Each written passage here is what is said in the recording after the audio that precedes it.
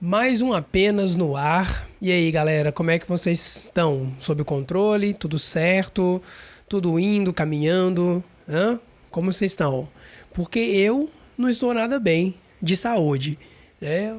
Procrastinei para gravar esse episódio e justamente no momento em que eu estou gravando, eu estou me livrando de uma crise alérgica junto aí de um resfriado, olha só para vocês verem. E estou gravando aqui pela força de um sonho, né? Tenho aqui o microfone, o roteiro e um sonho e eu vou seguir. Então, em alguns momentos eu posso tossir. É óbvio que eu não vou prejudicar o ouvido de vocês por causa disso, mas em alguns momentos eu vou estar um pouco nasal, as palavras saindo com aquela forma nasal gostosa que toda pessoa gripada e com alergia sabe como é, tá bom?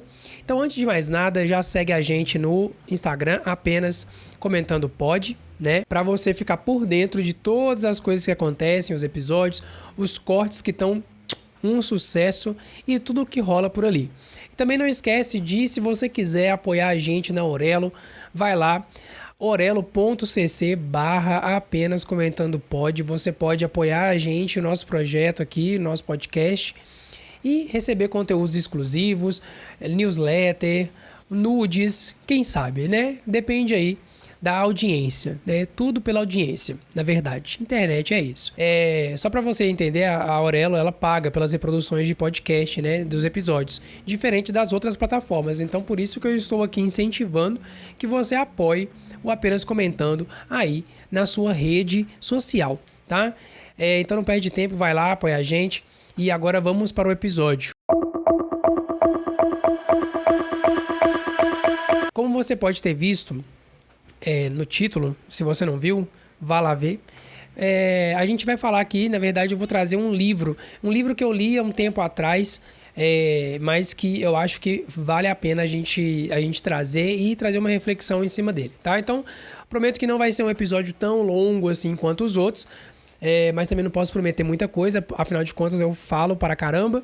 Então já vou começar com essa frase aqui, que é uma frase que traz pra gente já uma reflexão. Vamos lá. Infelizmente, há pessoas intolerantes de mente pequena por toda parte, e elas adoram que você fique sabendo como são idiotas. É um país livre, dizem. Posso falar o que eu quiser. Bom, na verdade, incitação ao ódio é um crime, então não. Você não pode. Depois de falar, então, sobre a história do dia 28 de junho, contar também um pouco da minha experiência, eu vim trazer este livro, É Gay, né, que é um livro de viados. Olha só que coisa linda. Eu já quis começar com essa frase para a gente dar uma aquecida, que é uma frase do livro, né, para mostrar para vocês que, assim, quando... não sei se vocês têm essa sensação, mas eu tenho essa sensação de vez em quando, eu acredito que sim. Quando você lê um livro, que o livro, ele simplesmente reforça muita coisa que você já acreditava. Você já tinha isso na sua cabeça, você meio que já pensava desse jeito, e aí o livro vem para quê? Para reafirmar as coisas que você já tinha na sua mente. Então, o que aconteceu comigo foi isso, quando eu li este livro, É Gay, que é um livro do escritor e professor James Dawson. E assim, galera, desde que eu me assumi, eu ainda não tinha tido contato com nenhuma literatura do tema em especial. Qual o tema? LGBT, QIAPN+. Não tinha nenhuma vivência, eu não tinha nenhuma experiência e nem contato com essa literatura. E aí, poder ler esse livro no momento em que eu li foi muito importante para desmistificar ainda mais o fato de que a gente pode ser o que a gente quiser ser. E isso diz respeito somente a gente, somente a você, somente a mim, somente às pessoas que estão nessa descoberta de querer ser quem elas são. E aí a gente vem com mais um trecho. Basicamente, esse episódio vai ser um episódio onde eu vou trazer trechos do livro para vocês, porque eu acho que os trechos falam mais do que os meus comentários aqui. Talvez eu só entre com algum outro comentário para a gente poder reforçar um pouco do que a gente já vem conversando nos 2 últimos episódios desse mês do orgulho, tá? E o trecho é o seguinte: escolha o seu rótulo, troque de rótulos ou não use nenhum rótulo. Apenas esteja confortável com você e deixe que as outras pessoas usem para si o rótulo que elas quiserem. É verdade que esse processo de descoberta não é igual para todo mundo e não é fácil, né? E aqui eu vou usar o termo descoberta, como eu venho falando nos outros episódios, porque ninguém opta por ser LGBTQIAPN+. A gente é e pronto. A gente só tem esse tempo assim de descoberta, né? Pra gente poder se entender como uma pessoa LGBT. Muitas pessoas se escondem durante anos por não saber como iniciar essa conversa, ou porque a família é 100% conservadora e preconceituosa, ou porque, dependendo do ambiente que a pessoa foi criada, ela aprendeu que ia arder no fogo do inferno e enxofre se ela ousasse virar, e eu coloco aspas aqui, virar gay, lésbica, etc. E eu me incluo nesses 3 exemplos, como a gente pôde observar dos últimos episódios, né? Então, é muito difícil, às vezes as pessoas se escondem justamente por conta de uma carga que elas sabem que vão enfrentar e que talvez elas não estão dispostas ali a enfrentar e beleza, né? Então, muitas vezes acontece isso. Abre aspas, né? Eu gostaria de observar que não somos nós, as pessoas gays, que causamos a homofobia com o nosso comportamento. Os homofóbicos são simplesmente intolerantes. E isso, camarada, é problema deles. As pessoas LGB não escolhem ser LGB.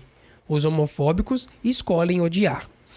E aí eu queria falar um pouco dessa frase, eu queria dar uma destrinchada aqui nessa frase, nesse trecho, né? Justamente começando por não somos nós, as pessoas gays, que causamos a homofobia com o nosso comportamento.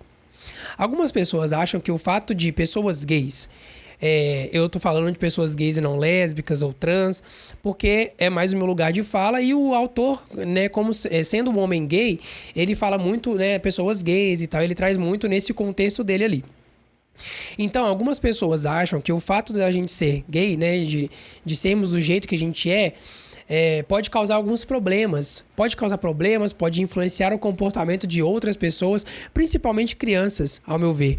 Porque se uma criança fala ou brinca de um jeito, dependendo do tipo de criação que ela tiver, os pais logo já soltam vira homem, menino. Isso não pode porque é coisa de mulher.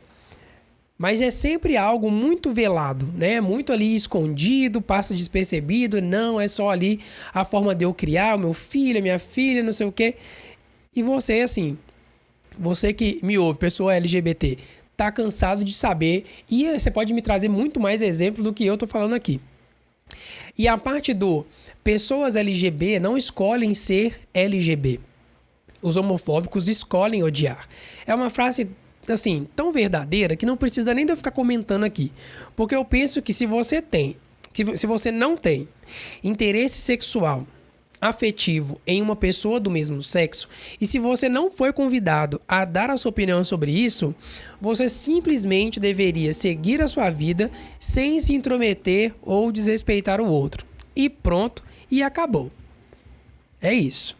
E assim, dá pra ficar várias horas conversando aqui sobre essa frase de pessoas LGB não escolhem ser LGB, mas os homofóbicos escolhem odiar.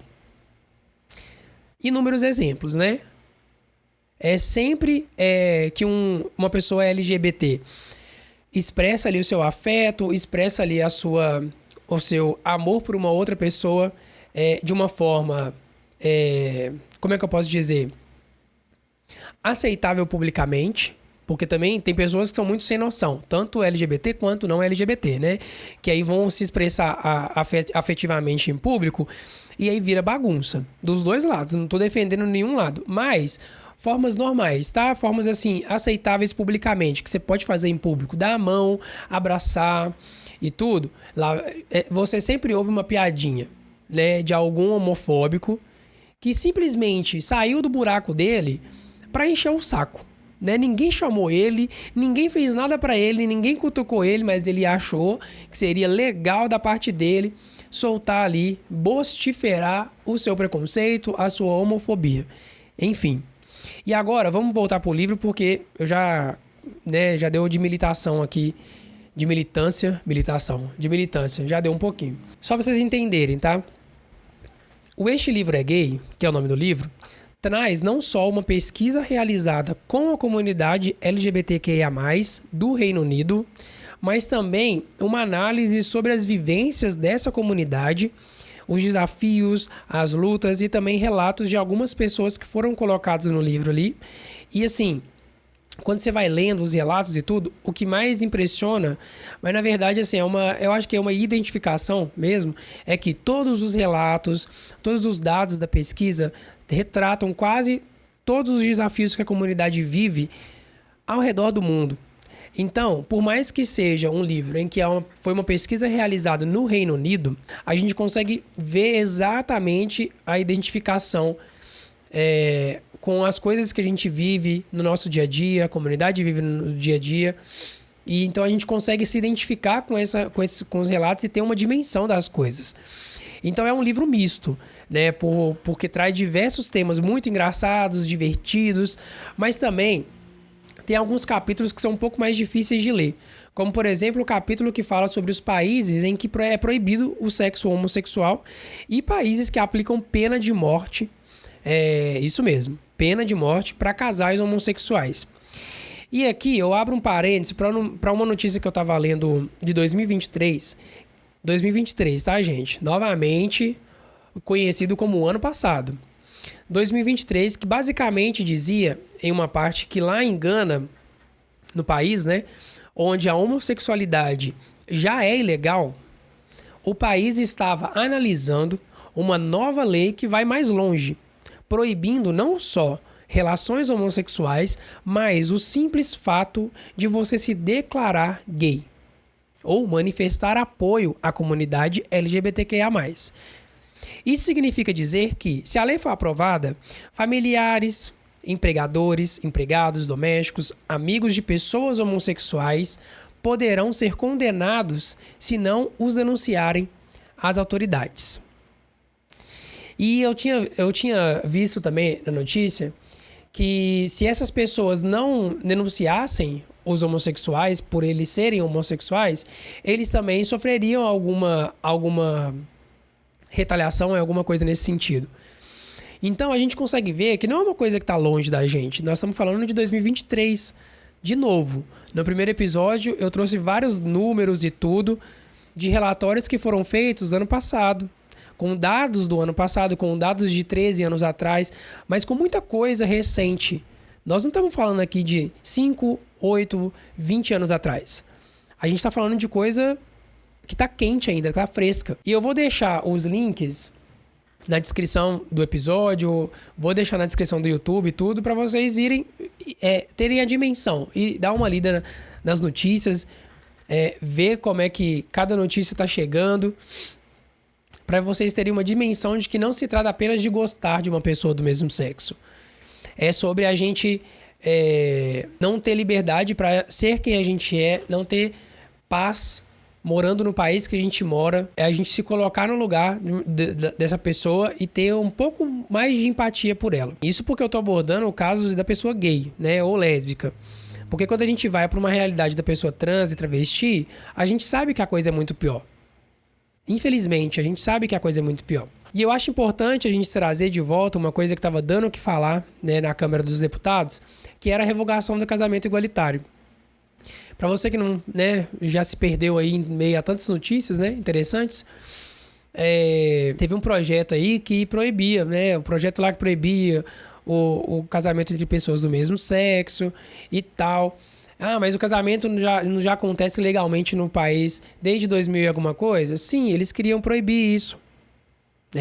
O gay não tem um minuto de paz. E aí eu te pergunto, a troco de quê as pessoas querem proibir dois seres humanos que se amam, que se querem bem, em algum momento, por que elas querem proibir que eles se casem legalmente? Já pararam para pensar que isso não aconteceu com nenhum casal hétero? Isso não aconteceu. Por quê?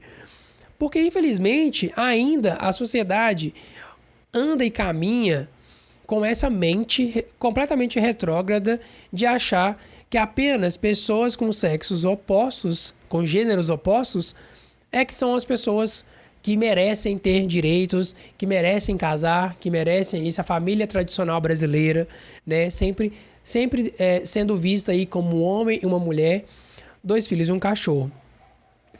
E aí uma outra coisa que eu fiquei pensando é que, tipo assim, cara, A gente quer só regularizar a nossa vida, viver em paz, sabe? E aí quando a gente quer usufruir dos direitos, a gente não pode. Muitos casais heterossexuais que não estão nem aí pra nada, né? E quando o casal gay quer oficializar o casamento, não pode, não quero, não vamos deixar. Vários casos que você já pode tá lembrando aí, ó, de igrejas que se recusaram a fazer o casamento homossexual.